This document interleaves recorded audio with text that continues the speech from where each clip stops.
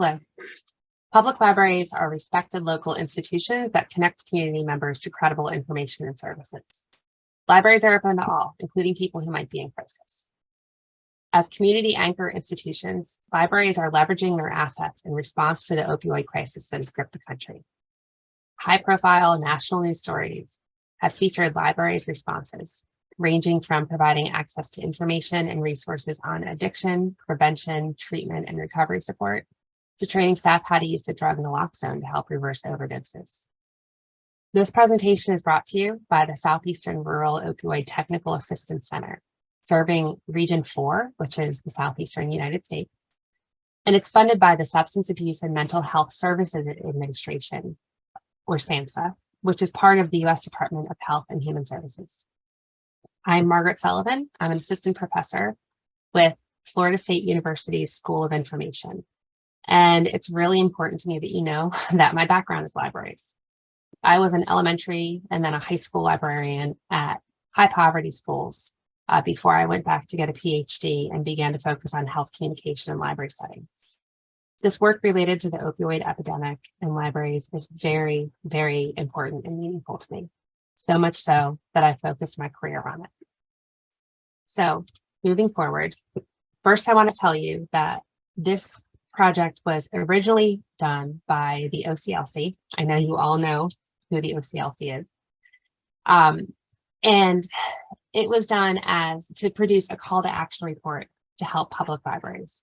So in 2019, the OCLC, funded by the Institute of Museum and Library Services, released a summary of findings from research conducted at 8 different public library locations across the United States. The goal was to understand how each of these public libraries were facing the opioid epidemic in their own communities. A follow-up call to action was then published in 2020, serving as a toolkit for public libraries to utilize and respond to the opioid crisis in their community. This presentation looks at strategies discussed in that call to action report, and we're going to go through the steps in the call to action report and then talk about how you can actually use this report and those steps in your rural library. So in 2020, the rate of overdose deaths rose 30% from 2019 to 2020, okay? And that is particularly disappointing because 2019 was the first year that the rate of overdose deaths declined in many, many years. So largely, it's believed due to the effects of the pandemic. The rate of overdose deaths rose 30% from 2019 to 2020 and continued to raise for 2021, a year in which 101,035 people died from drug overdoses. And it is believed that 70% of those drug overdoses were opioid related. What are opioids? Opioids are naturally found in an opium poppy plant. Some opioid medications are made from this plant, while others are made from scientists and labs. So opioids are actually a medicine that's been used to treat pain, cough, and other things for many, many years. Now, in more recent years, a drug called fentanyl has entered the illegal drug market, and it's a fully synthetic opioid that is considered to be much more addictive and also much more lethal. So we're going to talk a little bit more about the opioid epidemic and what these drugs are and how they came about during the course of this presentation. But I do want to make sure that we're all on the same page with certain terms. Okay, so what is opioid misuse and opioid use disorder? All right, opioid misuse can be anything from taking your prescription in ways other than how it's prescribed, to using other people's prescriptions, taking prescription drugs to get high, mixing opioids with alcohol, which is incredibly dangerous, or other drugs. Opioid misuse can cause opioid use disorder. So opioid use disorder it's a diagnosable medical condition, and it's when somebody has been misusing opioids to the point of becoming addicted to them. It's very important that we're all using the same terms. So as opposed to saying a drug addict, I would say a person, a human being, right? A person with opioid use disorder. Okay, this is an excellent video done by TED on the opioid epidemic that we're going to watch and then talk about for a few minutes after. So I'm going to show you this 8-minute film on the opioid epidemic that will clarify how this crisis began and what happens to people to cause them to become addicted. And the impacts of the opioid crisis can be greatly, greatly misunderstood or stigmatized. So it's helpful to have a baseline understanding of these issues that are affecting these people.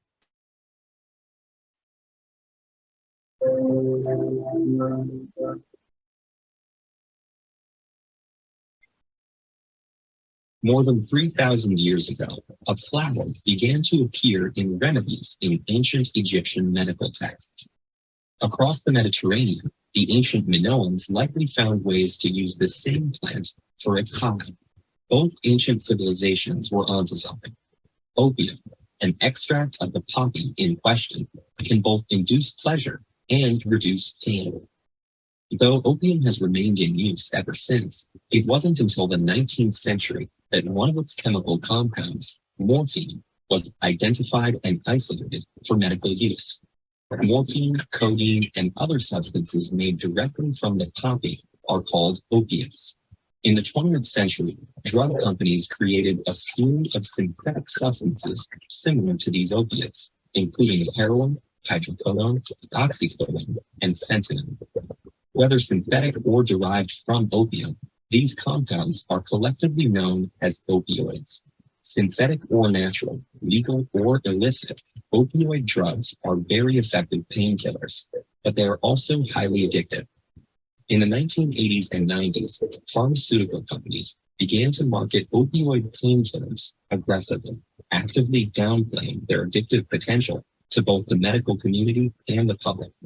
The number of opioid painkillers prescriptions skyrocketed, and so did cases of opioid addiction, beginning a crisis that continues today.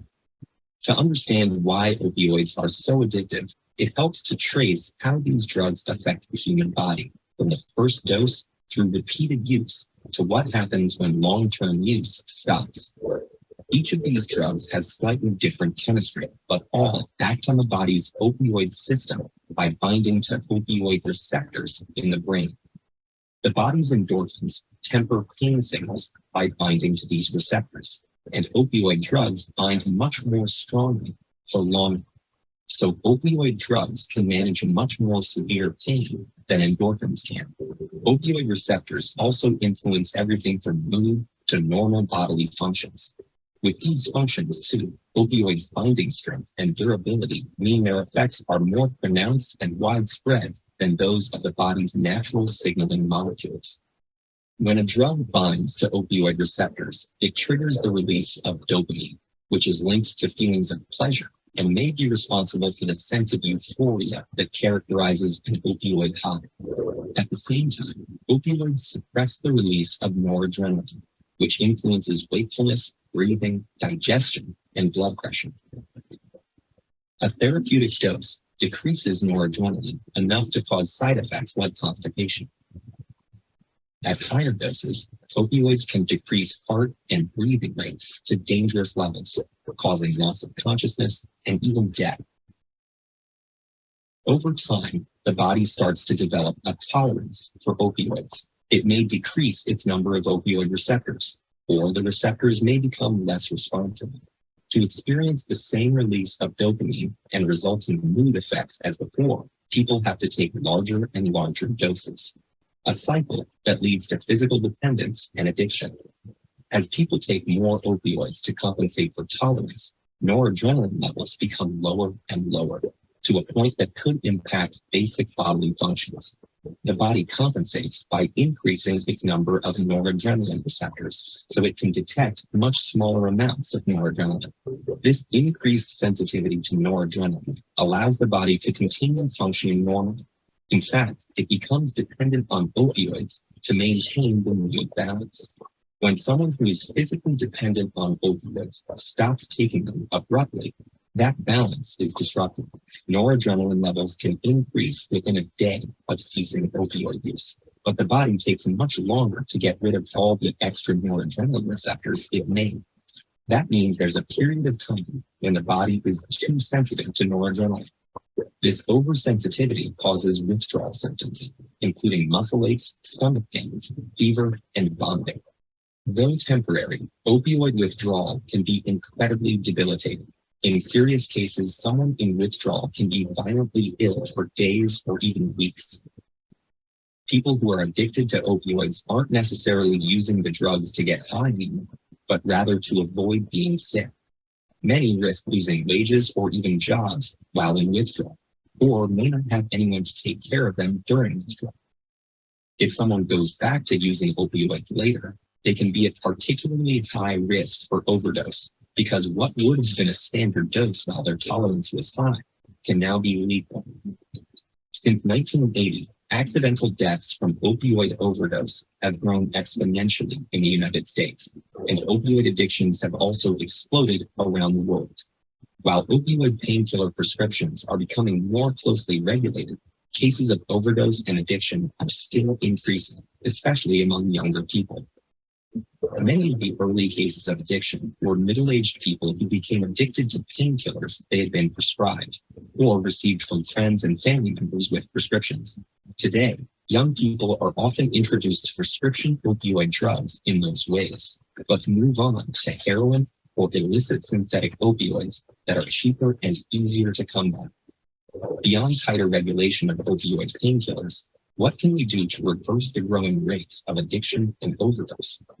A drug called naloxone is currently our best defense against overdose. Naloxone binds to opioid receptors, but doesn't activate them. It blocks other opioids from binding to the receptors and even knocks them off the receptors to reverse an overdose. Opioid addiction is rarely a standalone illness. Frequently, people with opioid dependence are also struggling with a mental health condition. There are both inpatient and outpatient programs that combine medication, health services, and psychotherapy. But many of these programs are very expensive, and the more affordable options can have long waiting lists. They also often require complete detoxification from opioids before beginning treatment. Both the withdrawal period and the common months-long stay in a facility can be impossible for people who risk losing jobs and housing in that time frame.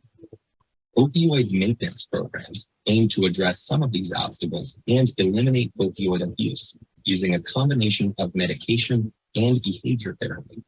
These programs avoid withdrawal symptoms with drugs that bind to opioid receptors, but don't have the psychoactive effects of painkillers, heroin, and other commonly abused opioids.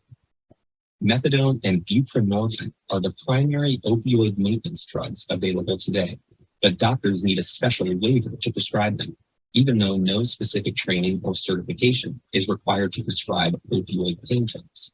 Buprenorphine can be so scarce that there's even a growing black market for it. There's still a long way to go with combating opioid addiction, but there are great resources for making sense of the treatment options. If you or someone you know is struggling with opioid use in the United States, the Department of Health and Human Services operates a helpline, 800-662-4357, and a database of more than 14,000 substance abuse facilities in the U.S., www.hhs.gov/opioids. Okay, so at this point, I'd actually like to take a few minutes to have a discussion. So things to talk about, what you learned, and what is one thing that you heard that was new to you that you didn't know before. So at this point, please pause the recording.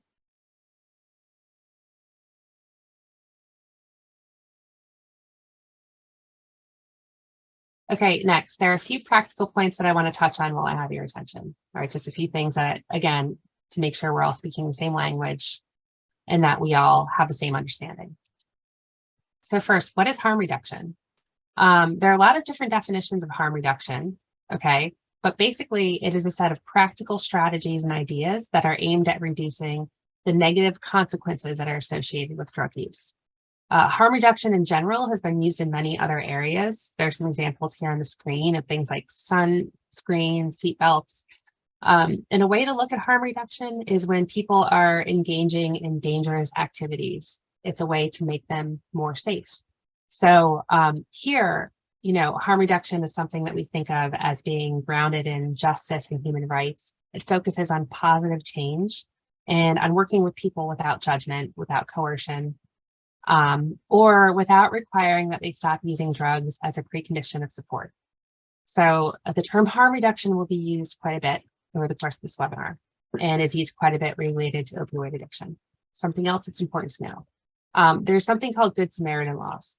And I am bringing this up because it's important to understand that Good Samaritan laws do vary by state, but they come into effect.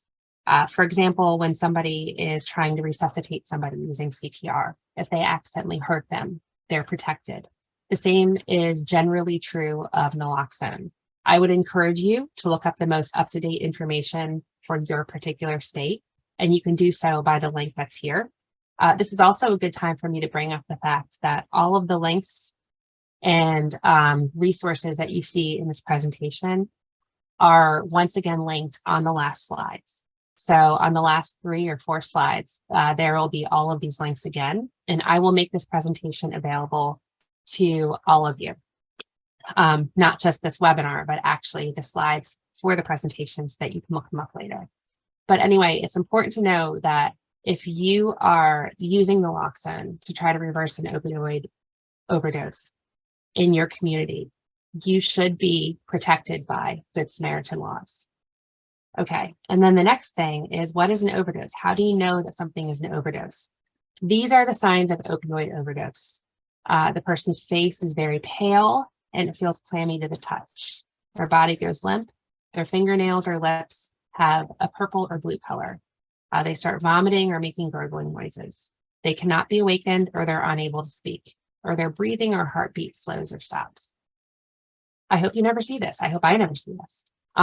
But still, again, it's important to know, given the topic of this presentation. And the other thing that's really, really important, it's really important to remember that this crisis is about people. It's about human beings. So next, I'm going to show you 3 very short clips provided by the CDC in which people talk about their experience with addiction. These stories help to explain how addiction can develop, and also the individual people who are affected.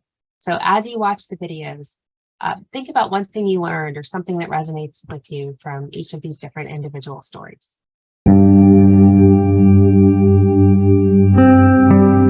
I was pregnant twice, and I had used prescription opioids both times. I've watched my children and other babies go through the worst detox, and you see it shaking and trembling and sick and crying. I got to a place I never thought I could get to. I was not me. I was not who I used to be. I think I was 16, and I had been hurt in cheerleading. They gave me prescription opioids, and here you are at the doctor's office in pain, and you think that because the doctor has given it to you, that it is okay, and it's no big deal. And I liked it too much, and I got addicted very fast. It's like putting darkness inside of you, right? I just got a little rebellious. I was fine to party for a minute because it was just for a minute. It lasted 17 years. I think I could escape myself and I could be numb. Later on in my 20s, I had a wreck and busted out some of my teeth. I would go, even if it was just barely bothering me, and ask for a prescription and have them pull a tooth just for a prescription of opioids. It was a cycle, a vicious cycle. And it became my lifestyle. Brokenness brings us to our healing. And it was such a struggle because within I knew that this was something I had to stop for the sake of my children and for myself. If there's any way I can encourage the women out there and the men to find the people that make them shine, find people that make you better. Because before I was oppressed and I was depressed. It makes me understand that there was purpose for the pain that I went through. I run women's faith-based long-term program. It is the most rewarding thing in the world, is to do what I do today. My identity is the mother I am and the mother I'm becoming. And that's what we want these ladies to feel like. Because someone was there for me, to do it for me. And I want to be that person. If you are someone you know is struggling, there is hope. Recovery is possible.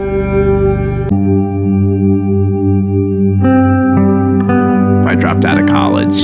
I lost my job. I got fired. Growing up, like, I was always the good kid. I was smart. I was charming. I was using like all sorts of different pills, especially like opioid pills. I met these people. I asked them, I said, you know, what do you guys do for fun here? Like, what is there to do? And then they were like, you know, hey, here's like these pills that you can take that we use. And I was like, yeah, sure, why not? So it happened like pretty rapidly because I started using when I was 13. It just became like ingrained into like my everyday life. It was like, oh, well, they're medications. They're things that are prescribed to people, so they can't be that dangerous. I should be able to take as many as I want to, and there shouldn't be any problem. You know, it was almost like I didn't even realize that I needed help until the day that I got arrested. My perception was once you stop using, like, that's it, your life is over. Like, you can't have fun anymore, because I didn't know. Like, there was no one to teach me how to live without substances and how to live sober. So, like, being in recovery for the first time, it was like I was literally just rebirthed. I have been able to accomplish a lot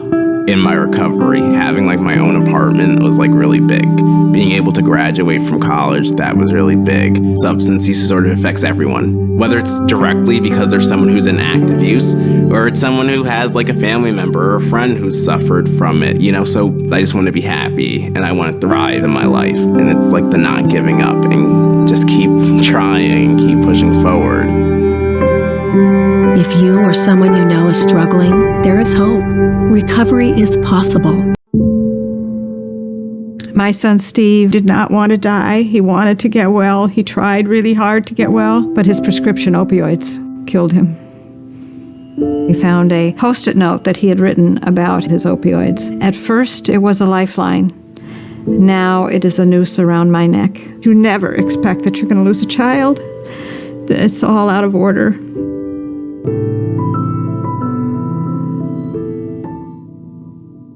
So back to this, this is the overview of the 5 action steps that the OCLC released that public libraries can take to combat the epidemic. These action items were created after compiling the 8 case studies that they looked at, and they serve as a best practice for public libraries to adapt in their community. The goal of this guide is to provide library staff with ideas, resources, and data to support their communities through this crisis. This presentation includes links to all resources used, along with in-depth discussions about how to obtain data and how to find organizations. So we'll go through these one at a time. Action 1, how to explore your community data, all the way through to Action 5, offer community engagement and programming options. So for the next part of the presentation, I'm going to go through the different action steps. And action step 1 is to explore your community data. So in this presentation, I will use Florida and some of the various counties of Florida as my examples of how to look for data, but I'll be using sites that are accessible from all counties and all states. So before jumping into the data, I think it's important to discuss why we look at the data. National statistics show an overview of trends happening at a big level, but they tend to overlook minor details. And to understand what's happening at a community level, you have to zoom into the data presented on a smaller scale. Exploring data is another way to expand on your understanding of the health concerns that impact your community, which is essential to informing the community, leadership, staff, and other stakeholders about local needs and planning potential service responses. This toolkit provides a few ways to look up county data. First is the county health rankings and roadmaps. They compile data from the CDC, the Census, the Labor Bureau, and the National Center for Education. This site provides health information for states and ranks the counties in order of the healthiest. The data includes a wide range of data points, such as rates of access to healthcare, social and economic factors such as poverty and graduation rates, as well as data on specific health issues, such as diabetes, HIV prevalence, and drug overdose deaths. To find your county's health rankings, you would scroll down on this site to the section that says, how healthy is your community? This one here. And then you would enter your zip code and select your county and your district to find your local data. Expand the section called additional health behaviors to find the number of drug overdose deaths that were reported in your county. So it's also important to realize that the data is adjusted to account for a population of 100,000 to create a consistent reporting against locations of all different sizes. So this picture here is an example of Florida's drug overdose death rates for 2021. And to find this information, what we did was we came in, we entered the county name, we selected the measures tab, and then from there we clicked on this measures tab. This orange measures tab selected additional measures, picked health behaviors, and drug overdose deaths. So would anybody like to try this and find what the drug overdose rate is for your county?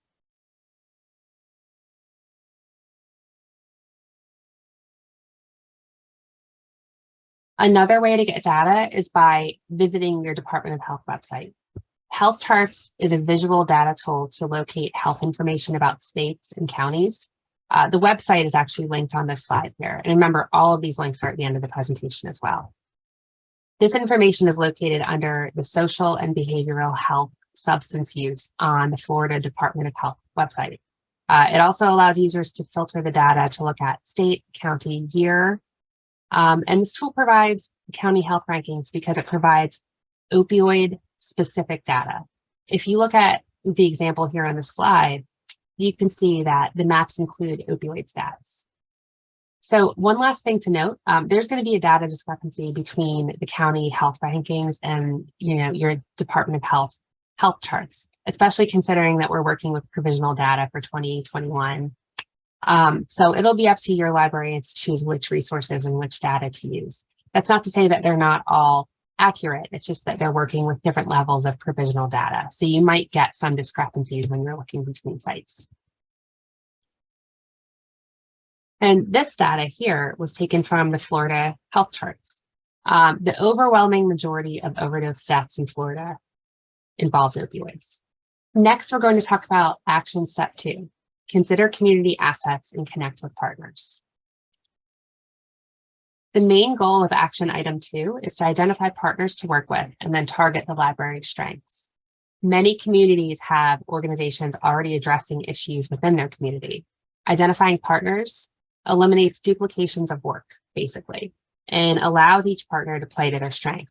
So simply put, nobody can do everything really well, right? It's much better to conquer and divide and to not be working on the same thing in separate silos. The public library is a trusted organization within a community that provides accurate information, non-stigmatized and accessible meeting locations with professionals who have years of experience. This slide provides some online resources to connect with community partners. Staff time, budget, and shifting priorities all impact collections, programs, and services that a library can provide to the community. It can be a challenging balancing act to make it all work. One way to increase capacity is to leverage the expertise of subject matter experts and partners in your efforts. Partnerships can increase capacity, funding, and strength, particularly around topics of shared concerns such as the opioid crisis. By partnering with organizations like public health departments or nonprofits that specialize in issues such as substance use disorder and harm reduction, libraries can gain access to subject matter experts, programming opportunities, and connect to local non-library users. So the community mapping tool here is compiling a list of available resources, organizations, and programs, and more in a select location that you choose. One tool to look at is Neighborhood Navigator, which compiles a huge list of resources for a range of needs: health, food, housing, legal, and more. And I mentioned that in particular because in my own research with people who are opioid users, when I asked them what information they needed, the most common response was actually they needed information about housing. So, regardless of somebody's needs related to their opioid use disorder, you never know exactly what they're going to ask for. And the Neighborhood Navigator can be really helpful in finding resources in your community. However, I do want to say that sometimes this particular site will point to something that's not local. So just be aware when you're looking at it. It can be really frustrating, but generally it is a really excellent tool. So to obtain the information, you would enter your zip code and explore. Addiction and recovery information is located under the health tab as well, and it allows filters for opioid dependency programs. Other sources on the slide, Healthy Cities offers an easy example of community mapping, but unfortunately only for California data. And then the other toolkits here offer more in-depth discussions of community mapping. However, the best way to find community partners is to contact your counterparts in your county in the Health Human Services Department and find out who the local service providers are or stakeholder organizations are, and if that department can help them get connected with you. So, in the call to action, they suggest 5 specific areas to target partnerships, or I should say 5 specific types of organizations. So first, your public health department is going to be your absolute best advocate. There are very likely nonprofits or other organizations who are already working with people with opioid use disorder. Social workers are another asset. I'm sure many of you are aware that throughout the country right now, libraries are actually hiring social workers. In a lot of rural communities, that's not going to be possible, and I understand that. But social workers in your community can often point to resources and be really vital community assets. Of course, harm reduction organizations, if you have any in your community, and community coalitions, focusing on substance use disorder or mental health. Most of the organizations that are listed here were actually found using that Neighborhood Navigator tool. So again, using Florida as the example, I Save Florida is a collaboration with the Florida Department of Children and Families and SAMHSA. Remember SAMHSA, the Substance Abuse and Mental Health Services Administration that I mentioned in the opening. And they provide resources to ending the opioid epidemic, or trying to end the opioid epidemic in Florida. So these include educational resources, a naloxone finder, which is discussed later in this presentation, prevention and treatment locators. So these kind of organizations will be present in your states as well. And again, you can use the Neighborhood Navigator to try to find some. And we also are more than willing, very happy to try to help you connect with similar organizations in your location. Finally, the recovery directories here list a lot of different options to find treatment. So the examples that are here are pulled from the Florida Department of Health ad campaigns and I Save Florida. Both of these sites have flyers available to download for public use. A lot of these sites also are multilingual or have multilingual resources as well. So we can, again, try to help you find similar sites for whatever state or location you're in. Well, some of the issues that have exacerbated the opioid crisis, such as legality, access to healthcare, and stigma, make it particularly powerful to partner with other organizations with subject matter expertise. Aligning with existing efforts helps to limit silos in the community that can emerge when many organizations are working independently towards solutions and important issues and concerns. So seeking opportunities for the library to participate and contribute also helps increase the visibility of the library as a powerful partner, which we, of course, certainly know that it is. A tremendous amount of work is already going on at the local and national levels to support needs connected to the opioid crisis. There are organizations and coalitions that were formed specifically to address the crisis in the last 10 years, as well as other organizations whose services and scope have grown to include opioid-related responses. These organizations can be approached both as potential partners or to get local information about the impact of the opioid crisis in their community. They can help to highlight gaps in service or information that the community may be searching for or need. Finding these organizations, individuals, or agencies may require conducting an online search or speaking with people in your network who are familiar with the landscape and can make that connection. As you prepare to speak to partners, consider the strengths that your library can bring to a collaboration and be prepared to share them. Research has shown that many organizations don't immediately consider libraries on their list of potential partners. But once they have a conversation, it becomes clear that there are many shared priorities and advantages to using the library as a partner. It probably won't be surprising to know that many people and organizations just don't realize everything that the library has to offer. I'm sure you're very familiar with that, right? So consider these potential strengths and if you think they're present in or if they describe your library. What other strengths or resources does your library have that you would want to highlight? Are there specific segments of the population that you are well connected with that would be helpful for partners to understand? If you or a potential partner aren't ready for a more collaborative relationship, one approach is to encourage these organizations to meet at your library and include details about their events on the library's website. This initial engagement, this initial collaboration could lead to greater connection and familiarity with the library and staff. If there are community-wide coalitions to address the crisis or substance abuse issues, meeting at the library could be an option, and it could be a way to get people familiar with a relationship that could be beneficial in the future. So next is action step number 3, increase awareness and knowledge of the issue among the staff. So the goal of action 3 is ending stigma that surrounds opioid addiction by equipping librarians with knowledge about the issue and confidence to handle situations that arise. Ending stigma helps to create a non-judgmental spaces for people who are experiencing substance use disorder and increases in their ability to recover. In my own research, I've found that facing stigma is a major barrier for people who use drugs to seek help.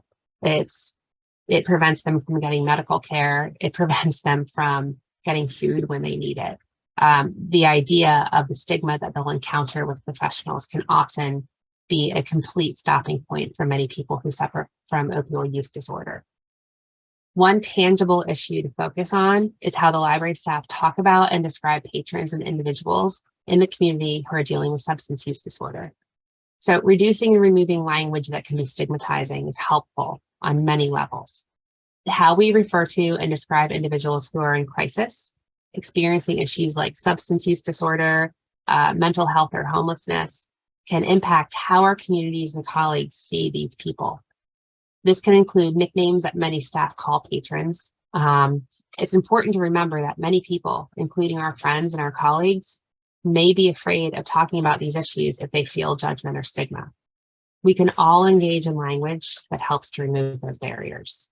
So another concern that comes up with the use of stigmatizing language that doesn't center on the individual person is that it has a really dehumanizing effect. Engaging in dehumanizing language, drug addict, for example, that has been proposed as a protective factor that workers may engage in to avoid emotional exhaustion, interestingly enough. Language that puts people first is a step towards acknowledging the complexity of the human experience, and most importantly, allows for compassion. Library staff can sometimes encounter behavior from patrons within the library that feels challenging, including negative behaviors that are connected with drug use. This is often frustrating for the staff and for other patrons, but it's important to remember that how we refer to and describe individuals who are in crisis, experiencing issues like substance use disorder, mental health, or homelessness can impact how our communities and colleagues see these people.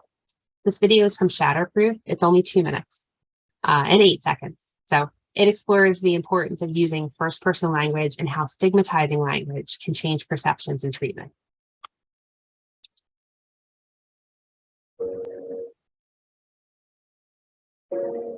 Words can become grenades, strategically spoken at times, do the most damage. When those words come from family and friends, they can cut deeper. Labels embraced through here. Total strangers felt allowed to criticize or judge me, saying that I was just a drunk or addict. These words also carried the connotation that I was lazy, selfish, or criminal. After a while, I began to believe the labels, including I no longer served a purpose or deserved it. Luckily for me, these feelings were eventually replaced with words that provided healing. The research is clear. Not only do words shape how we view people, the words also shape how we treat them.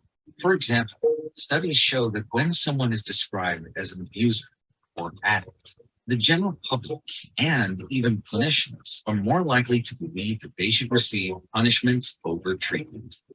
Tragically, for those with addiction who are looking to lead fulfilling lives, hearing the terms drug abuse or addict is paralyzing and demotivating. It blames people for their own illness, ignoring environmental and genetic factors. It feeds into the stigma they experience from society, their family, and treatment providers. To help decrease stigma around language, the Office of National Drug Control Policy recommends using person-first language to replace judgmental in negative terms. For example, the person with a chronic medical illness that impacts their brain is not an abuser or an addict. They are John with a substance use disorder. John, a person who requires treatment and support to recover from his illness. Words matter. They can hurt to reduce someone's motivation. Together, let's choose supportive, non-judgmental words that lead to treating people with respect and compassion. So the tools for this goal are about changing the way we speak about addiction, especially learning how to speak in person-first language. So examples of this, as you just saw in the video, instead of referring to a person as a user or an addict, say a person with a substance use disorder. This insinuates that there is a problem that can be fixed rather than referring to the person as the problem. On this slide are several helpful resources that I will go through to help with normalizing person-first language. For this goal are about changing the way that we speak about addiction, especially learning how to speak in a person-first language, as you just heard from the video. Examples of this are, instead of referring to a person as a user or an addict, say a person with a substance use disorder, a person with opioid use disorder. This insinuates that there's a problem that can be fixed rather than referring to the person as the problem. On this slide are several helpful resources that I'll go through to help with normalizing that person-first language. All of these websites will be provided at the end of the webinar. Again, so Trauma-Informed Care is a one-pager that provides examples on how library staff can adapt trauma-informed approaches when interacting with library patrons. Mental Health First Aid is an online training to identify and support people experiencing mental health episodes or substance use disorder. The Addictionary is really helpful. It's a reference guide for talking about addiction in a unified, destigmatized way. And the Words Matter resource is from SAMHSA, and it describes the effect of stigma on people with substance use disorders and how you can reframe your messaging to prevent causing more harm. One way to support the use of destigmatizing language is through customer service policies, which can establish standards that can be expected of library staff in their engagement with patrons. These can reference issues such as privacy and use of language. Stigma is not likely to be directly addressed, but they may be broadly described as professionalism, dignity, or respect. There are a few statements that were found online in current published policies. So, from the library in Michigan, treat every patron with equal respect and every request with equal importance. From New York, the library will offer the same quality of services to all patrons, regardless of age, race, sex, nationality, educational background, physical limitations, or any other criteria that may be the source of discrimination. And from Massachusetts, all interactions and transactions between a library patron or group of patrons and the SAGES Public Library are considered confidential and will be discussed only in a professional context. Staff must remember that although the temptation to discuss or share a difficult transaction at the public desk is great, any such discussions are to be private and kept among the staff. So here are some questions to consider. And we'll pause and take a minute to talk about this. Does your library have a customer service policy? If yes, is it something that you think that your colleagues are familiar with? Consider how staff are made familiar with policies and how they're shared. If there is a policy, is it shared with patrons and easily accessible? If no, do you think it would be helpful to write and make public such a policy? So again, I'd like to pause and I'd like to take a minute to talk about this.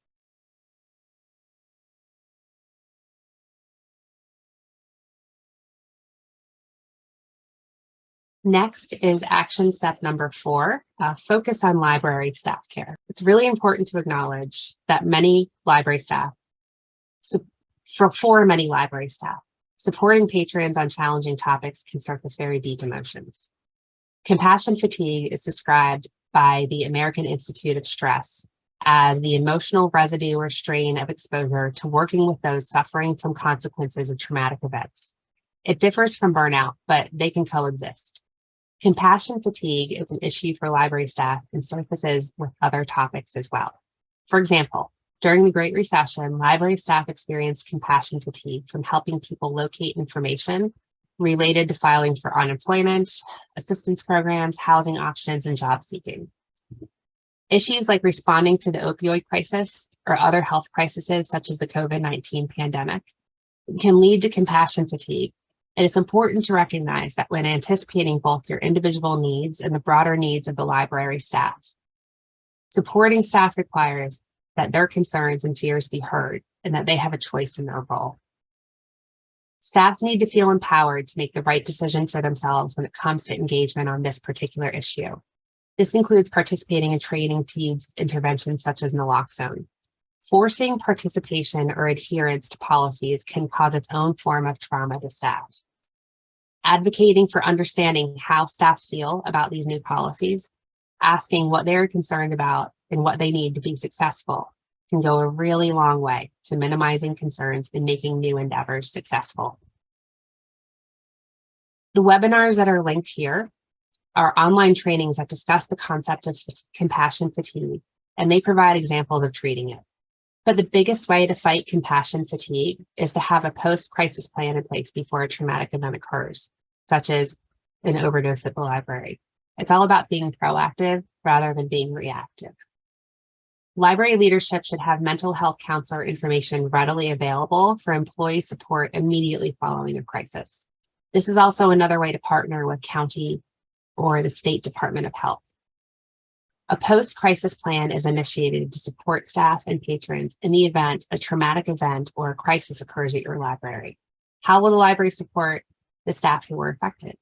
A post-crisis plan will prepare the library to respond to an event like witnessing an overdose, as well as if or when patrons or colleagues suffer another type of health crisis or trauma. Information that can be covered in a post-crisis response plan include reminders such as how to engage with staff who were involved in the crisis, acknowledging that the experience of talking about and reliving the event can be a form of secondary trauma. Staff may be eligible to access support through an employee assistance program or an EAP, which is a benefit provided through a health insurance provider. Determine if this type of coverage is available with your organization and how those services can be accessed. Make sure that your staff knows ahead of time in case such an event occurs. What local agencies may be able to do in the event of a crisis? Are there organizations with social workers, counselors, etc., who you can build a relationship with now prior to the event?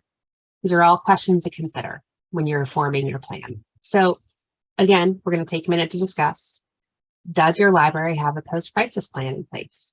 If a post-crisis plan does not exist, what steps would you like to establish or encourage the implementation of one?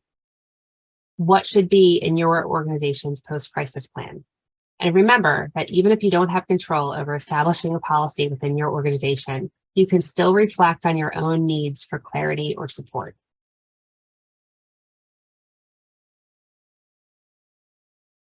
The goal of Action 5 is developing community programming and training opportunities for library staff and community members.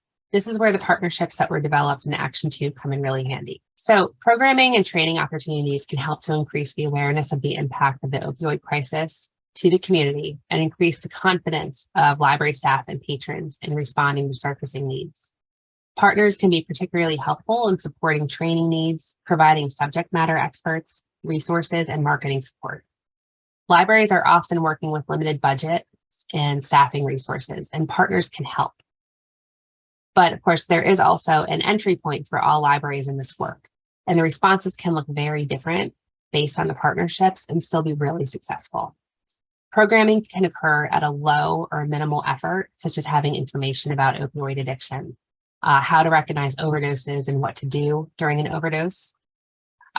Organizations like the I Save Florida resource have free posters and flyers that anybody can download and print. And of course, don't forget about your non-English speaking populations as well.